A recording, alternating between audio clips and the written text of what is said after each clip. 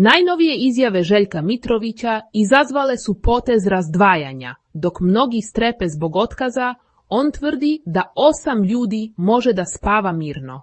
Mitrović je jedan od najmoćnijih ljudi medijske scene na Balkanu, vlasnik i direktor Pink Media Group, i njegove riječi imaju težinu i posljedice.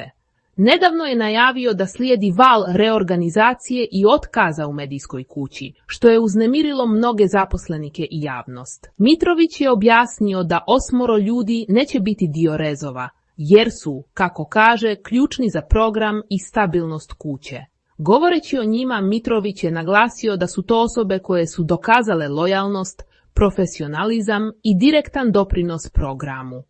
Za razliku od onih koji su mirni, postoji cijeli korpus radnika koji su u strahu i pitaju se da li će i oni ostati bez posla. Ova najava dio je šire strategije čvrste ruke, koju Mitrović želi provesti u medijskoj grupi s ciljem pojačane kontrole i efikasnosti. Na društvenim mrežama hashtagovi poput haos na Pinku i otkazi počeli su trendati nakon ove izjave. Mnogi izražavaju šok i zabrinutost.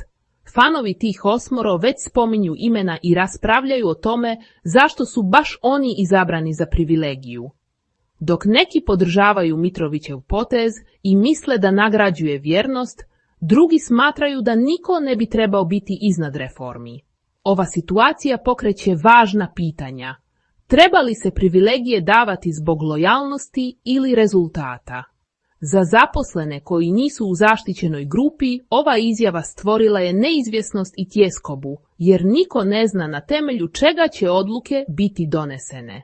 Gledatelji se pitaju kako će ova reorganizacija utjecati na omiljene emisije i sadržaj koji svakodnevno gledaju.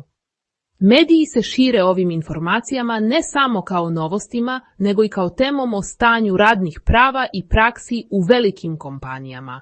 Iako je Mitrović rekao da 8 ne treba brinuti, svi ostali još uvijek čekaju konačnu potvrdu svojih sudbina u firmi. U Pinkovoj reorganizaciji postoji 2 svijeta, privilegirani i ostali.